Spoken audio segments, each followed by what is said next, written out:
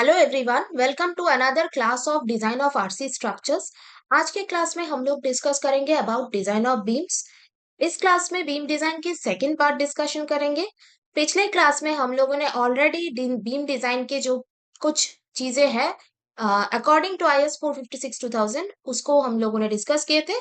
तो आज के क्लास में design of singly reinforced beams and design of doubly reinforced beams के बारे में डिटेल में डिस्कस कर लेंगे। ठीक है, तो चलिए शुरू करते हैं about depth of neutral axis and its significance. Okay, so neutral axis is a horizontal line in the cross section of a beam where bending stress is zero. ठीक है, तो ये जो पोर्शन है ये ऑलरेडी हम लोगों ने आरसीसी डिजाइन के जो पिछले दो क्लास है उसमें डिस्कस किए थे। आज फिर से एक बार डिस्कस करेंगे। कंक्रीट जो है, so above the axis that is in compression and below the axis it's in tension। यानी कि ये जो टेंशन है ये कंक्रीट से नहीं एग्जैक्टली बल्कि जो रेनफोर्समेंट है उससे मिल रहा है। Okay, so above the axis concrete is in compression and below it's in tension।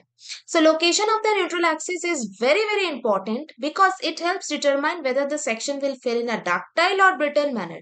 तो यही वजह है कि हम लोगों ने जो है जो टाइप ऑफ सेक्शन को अलग अलग किए थे और उसके डिजाइन कैसे होता है और कौन से फॉर्मूला की मदद से होता है ये भी हम लोगों ने डिस्कस किए थे। ठीक है, सो बेंडिंग स्ट्रेस जीरो होता है, यानी कि वो जो लेयर है या फिर वो जो सेक्शन है, वो जो लाइन है उसमें बेंडिंग स्ट्रेस कोई भी नहीं रहता है। Plane section before bendings remain plane after bending, ये एजम्पशंस भी हम लोगों ने डिस्कस किए थे। सो न्यूट्रल एक्सिस के ऊपर जो है कंक्रीट कंप्रेशन में है एंड बिलो जो है वो स्टील जो है वो एक्चुअल में टेंशन में है।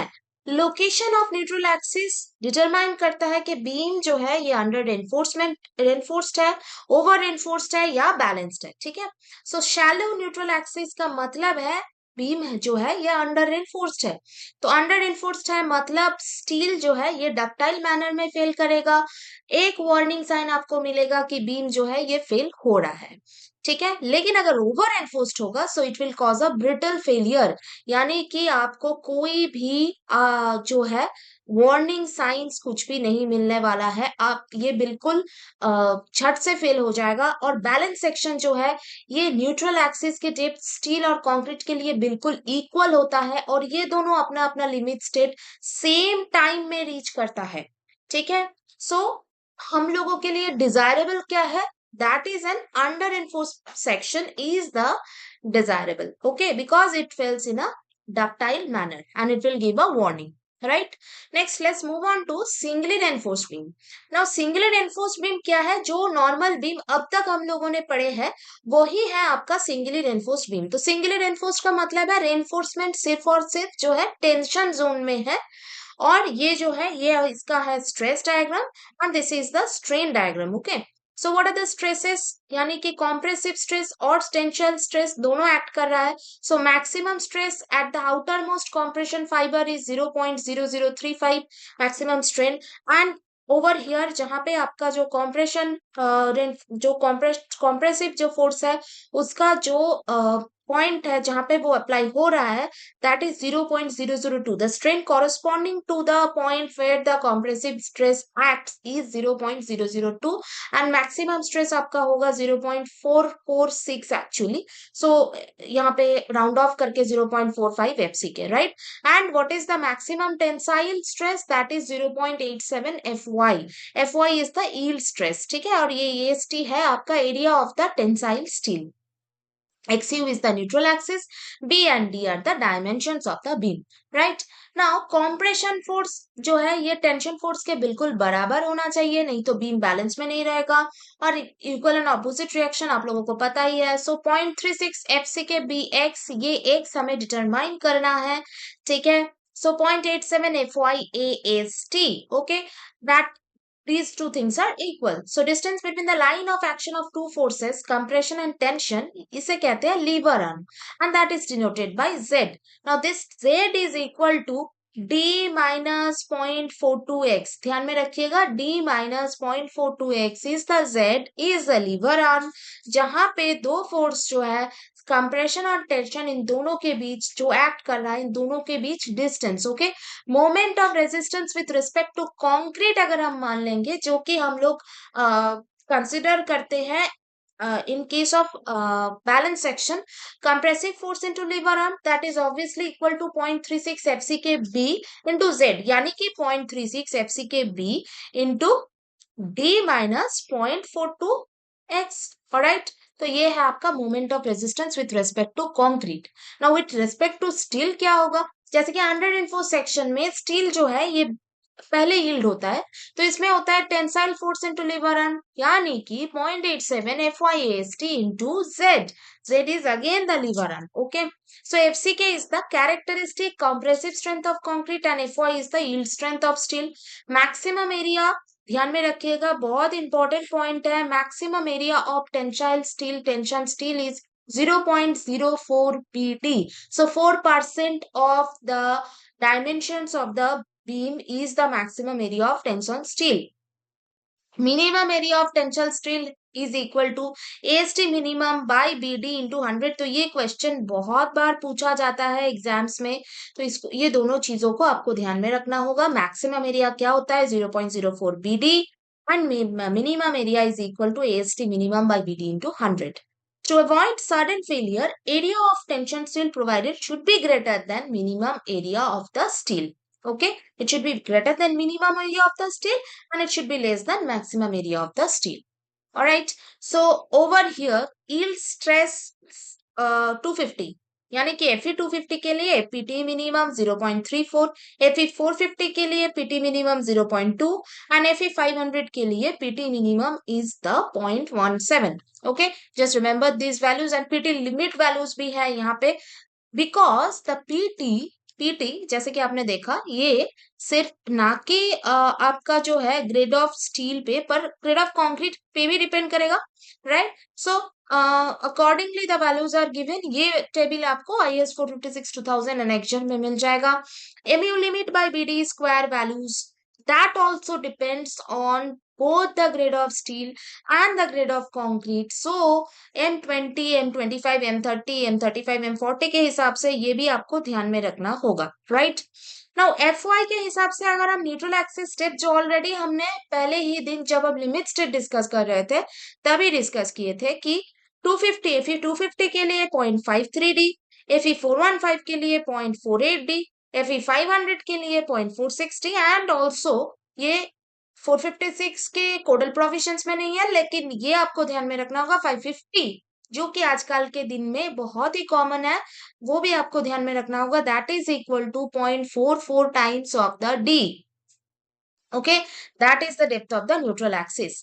Now limiting value of moment of resistance, अगर ये आप याद कर लेते हैं moment of resistance limit, then if you put the formula, if you put the values in the directly in the formula, you can easily find out the value of moment of resistance. Okay, so Fe 200 के लिए ये value आपका आता है 0.148 FCK BD square.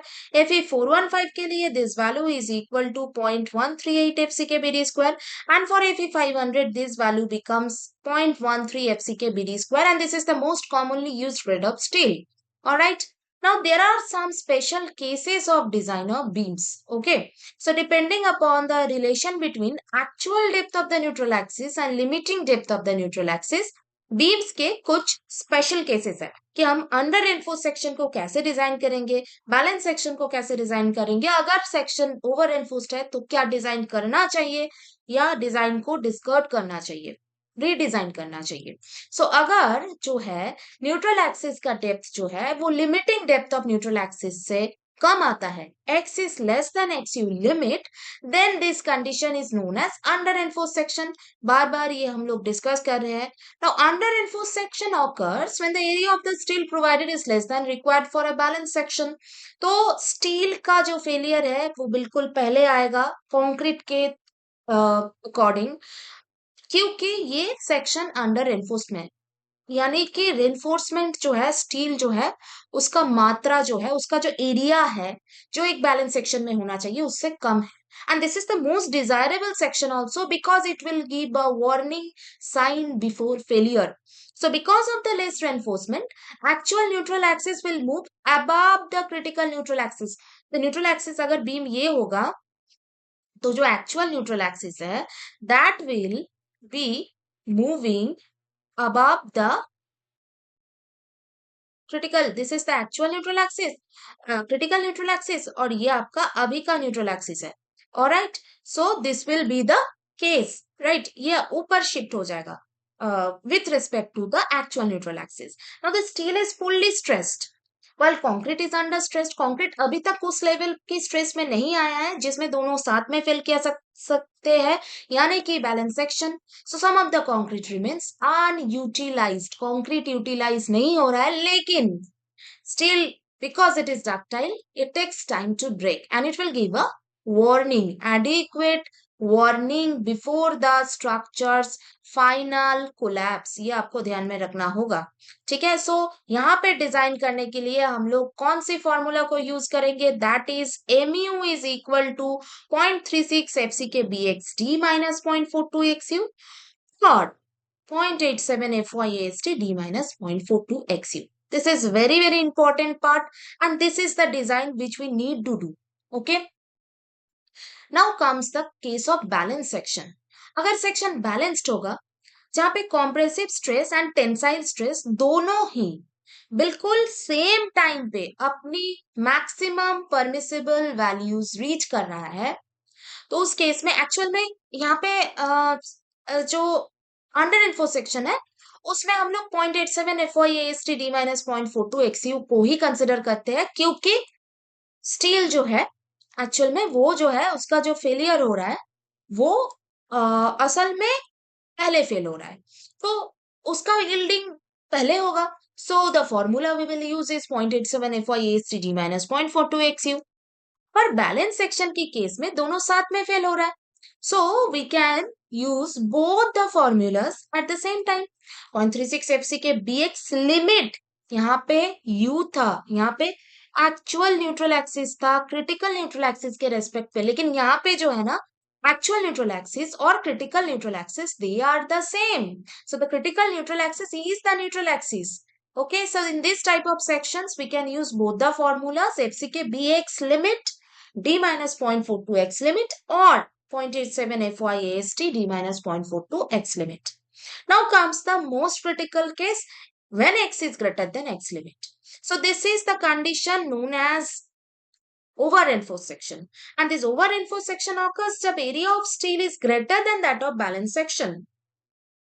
So as the area of steel provided is more, position of neutral axis will shift towards the steel. यानी कि जो actual neutral axis है, जो क्रिटिकल न्यूट्रल एक्सिस है बैलेंस सेक्शन की केस में, limiting neutral axis, so the neutral axis will shift below the neutral axis, it will shift below the critical neutral axis. Okay, and this concrete in this section it is fully stressed, तो concrete पहले fail करेगा with respect to steel because steel है under stressed, steel का area ज्यादा है तो steel fail नहीं हो सकता. पहले पहले कौन फेल करेगा? concrete फेल करेगा. under such conditions the beam will initially fail due to concrete overstress and concrete क्योंकि brittle material है तो फेलियर होगा brittle, सडन फेलियर हो जाएगा, कोई वार्निंग नहीं मिलेगा, बिल्कुल सडन फेलियर होगा. And this section is the most undesirable type of section. अगर सेक्शन ओवर एनफोर्स्ड आ रहा है, redesign the section and it should be, जो रेजिस्ट मोमेंट ऑफ रेजिस्टेंस है that should be limited to limiting moment of resistance, not more than that. Concrete पहले fail कर रहा है तो लिमिटिंग मोमेंट ऑफ रेजिस्टेंस ज्यादा हो जाएगा, लिमिटिंग मोमेंट ऑफ रेजिस्टेंस से ज्यादा हो जाएगा मोमेंट ऑफ रेजिस्टेंस, उसको हम लोग कंसिडर नहीं कर सकते हैं, सेक्शन को करना पड़ेगा redesign. Okay, so these are the three cases which we have already discussed and now we have repeatedly discussed. Okay, तो ये तीनों चीजें बीम डिजाइन के लिए एक बहुत ही इंपॉर्टेंट है. Okay, now comes the case of doubly reinforce section. सबसे महत्वपूर्ण जो बात है एक डबली रेनफोर्स सेक्शन में वो इस टॉपिक में ही छिपा है. रेनफोर्समेंट डबल है, तो एक तो रेनफोर्समेंट सिंगली रेनफोर्स सेक्शन में जो था वो तो बिल्कुल प्रेजेंट है ही, उसके साथ ही साथ जो कि है tension reinforcement, right, reinforcement in the tension zone because we know that steel is good in tension and concrete is weak in compression. But अगर सेक्शन का जो डायमेंशंस है उसको लिमिट किया जाए due to unavailability of space, due to various other factors, हम अगर beam का जो सेक्शन है, कंक्रीट का जो सेक्शन है, उसको हम लोग लिमिट क्या करना चाहते हैं, तो हम लोग क्या कर सकते हैं, कॉम्प्रेशन जोन में भी हम लोग रेनफोर्समेंट प्रोवाइड कर सकते हैं. So that kind of section is known as doubly reinforced section. So area of steel in the tension zone is AST. Area of steel in the compression zone is ASC. So these are the two reinforcement, double reinforcement that we can provide in case of a doubly reinforced section. Okay. Now यहाँ पे भी थोड़ा सा cover area रहेगा जिसकी वजह से ये जो D है that becomes D dashed. Okay. And this distance is D minus D dashed, right? And because this D dashed is the section, the distance between the center of the reinforcement and the top of the compression zone. Okay. Now over here strain diagram थोड़ा सा change हो जाएगा and stress diagram बिल्कुल parabolic on the top and rectangular below the neutral axis same to same ही रहेगा. लेकिन यहाँ पे जो है strain, जहाँ पे compressive stress, the point where the compressive stress acts, the strain will come as 0.0035 1 minus d dash by xu, जो कि singly reinforced के केस में आ रहा था 0.002, but here it will come 0.0035 1 minus d dash by xu. All right. और नीचे जो है वहां पे आपका जो स्ट्रेन रहेगा, tensile strain, that will remain the same as in the case of singly reinforced section, 0.87 Fy by Es plus 0.002. All right. Now यहाँ पे जो दो हम लोग जो स्टील प्रोवाइड कर रहा है, एक हम लोग प्रोवाइड कर रहे हैं for AST limit and the second is to counteract the ASC यानी कि एएसटी 2. सो यहाँ पे डिजाइन कैसे होता है, तो यहाँ पे फ्रॉम द बब टोटल कॉम्प्रेसिव फोर्स, तो यहाँ पे देखिए कॉम्प्रेसिव फोर्स दो काम कर रहा है, एक नॉर्मल जो compression due to the concrete section and the second is the compression due to steel in the compression zone. Okay, so compressive force C is equal to C1 plus C2. Now C तो आप लोगों को पता है 0.36 FCK BX, पर यहाँ पे क्योंकि सेक्शन जो compression zone है वहां पे वहां पे reinforcement आ रहा है, so that will be equal to FSC, that is compressive stress in compression steel. ध्यान से देखिएगा, ये compressive stress in compression steel है minus stress in concrete at the level of the compression steel. तो क्योंकि compression zone में steel है, तो कॉम्प्रेशन जो स्टील है उसके वजह से भी कंक्रीट में स्ट्रेस आएगा, that is FCC, and the compressive stress in compression steel is FSC, which is very negligible, but it needs to be considered in case of doubly reinforced beam. FSC minus FCC into ASC. Okay. Now this FCC क्या है, ये 0.45 FCK है, already हम लोगों ने discuss किया है, and the total tensile force is 0.87 FYAST. So this is very common. This tensile force remains the same, but the compressive force changes because of the compression steel. Now this limiting, this ultimate moment of resistance is equal to moment of resistance limiting, which was already present in case of a singly reinforced beam, plus mu minus MOR limit, and the area of tensile steel is AST1 plus AST2. Okay. Now AST2 is nothing, so इस formula से अगर हम लोग देखें तो AST2, what is AST2? That is nothing but AST minus AST1. So AST2 is mu minus MOR limit by 0.87 Fy d minus d dashed, the distance due to the cover of the compression steel, and area of compressive steel is mu minus MOR limit by FSC minus FCC d minus d dashed. Okay, so these are the two formulas that you need to remember, and these two area of steel needs to be found out to design the doubly reinforced section. So the ultimate moment जो आ रहा है वो finally क्या आ रहा है, 0.36 FCK BX D minus 0.42 XU plus FSC minus FCC ASC D minus D dashed. Got it? Now what are the different types of beam sections? तो different types के अंदर आता है आपका rectangular beam, जो कि simple rectangular cross section, and इसका cost effectiveness बहुत ज्यादा है. I-beams, I-shaped cross section, high strength to weight ratio, widely used for structural application. T-beams, T-shaped cross sections होता है. I-beams और T-beams का डिजाइन थोड़ा सा अलग होता है. उसका प्रोविजंस भी IS 456 में है। C beams, C shaped cross sections and support from top to bottom, they are frequently used. Box beams भी यूज होता है, ठीक है, जो कि हॉलो रेक्टेंगुलर सेक्शन जिसमें स्टीफनेस और स्ट्रेंथ दोनों इंक्रीज होता है and they are suitable for any demanding applications. L beams are angular beams. They are used as support, bracket, or reinforcement. Composite beams, they are made by combining different materials for enhanced performance, such as steel beams with a concrete slab. Glulam beams, wooden beams जो होता है, reinforced concrete beams already discussed, and steel plate girders, जो कि हम लोग steel design of steel structures में discuss करेंगे, ठीक है।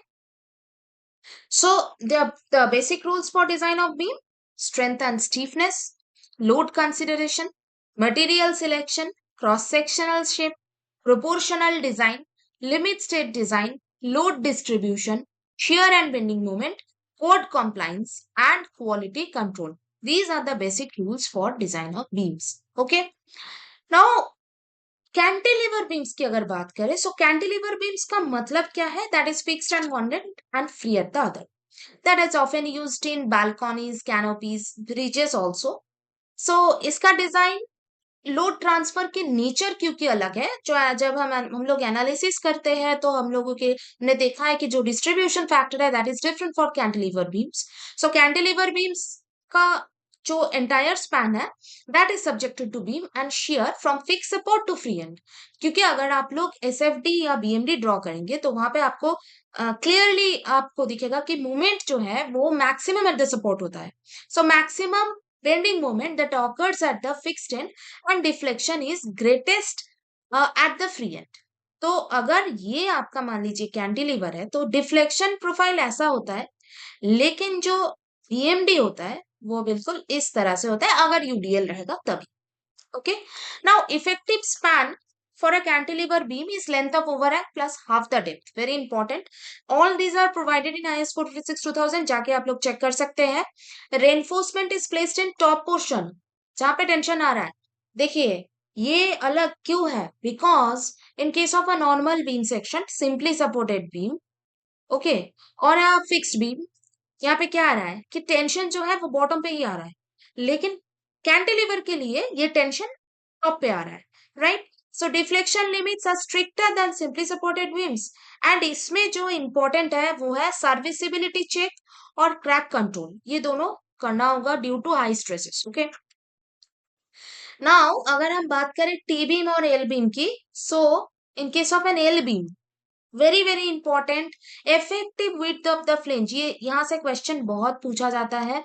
So for beam casted monolithically with slab, example आपके सामने है, बीम जो है सिर्फ और सिर्फ डायरेक्टली स्लैब के साथ कास्ट होगा, तो effective width of flange according two clause number 23.1.2, that BF, effective width of the flange, will be equal to L0 by 6. Now this is L0 is a very very significant term. L0 is what? L0 is the distance between points of zero moments in the beam. Okay, तो जहां पे moment zero आएगा, ये दोनों point के बीच का जो distance है that is L0, which may be assumed as 0.7 times the effective span in continuous beams and frames. लेकिन अगर casted monolithically then you have to directly use L0 by 6 plus BW, BW is the breadth of the wave, DF plus 6 DF, DF is the thickness of the flange. This is the formula for T beam. For L beam the formula changes to L0 by 12 plus BW plus 3 DF. okay, अगर beam isolated होगा तो isolated T beam के लिए formula होगा, effective width of the flange होगा L0 by L0 by B plus 4, and for isolated L beam the formula is 0.5 L0 by L0 by B plus 4. okay, तो ये चीज आपको ध्यान में रखना होगा। Now comes the most important part, anchorage and curtailment. So what is anchorage? Beam design के case में जो है एंकरेज एंड कर्टलमेंट, स्ट्रेंथ और क्रैक और इकोनॉमी के लिए बहुत इंपॉर्टेंट चीज है। So anchorage length is the minimum length of a bar that must be embedded in the concrete to safely transfer stress without slipping. Very very important point. Slip ना होके, slip की चीज को ध्यान पे रखते हुए अगर जो है स्ट्रेस प्रॉपरली ट्रांसफर हो पाएगा कंक्रीट से, तो जितना लेंथ जरूरी है that is the anchorage length. So it depends on various factors like bar का डायमीटर क्या है, स्टील का ग्रेड क्या है, and most importantly bond stress. Bond is very important, okay? So IS 456 2000 provides the guideline for calculation of the development length. So what is the development length? अगर आप लोगों में किसी को पता है कि डेवलपमेंट लेंथ क्या है, then please comment below, because पिछली जो क्लास है उसमें हमने ऑलरेडी डेवलपमेंट लेंथ के बारे में डिस्कस किए हुए हैं, जाके चेक कर सकते हैं आप लोग। एंड कर्टलमेंट ऑफ बार्स की अगर हम लोग बात करें, so curtailment means cutting of the bars, so reduction of the length where they are no longer required, because curtailment कहाँ करना पड़ेगा, जहां पे पीक मोमेंट जो रीजन है वो पास किया हुआ है बार्स, तो कर्टल कर सकते हैं। After providing additional length beyond cut off और एंकरेज, तो भी कर्टलमेंट किया जा सकता है। And for maintaining the required development length at both the ends.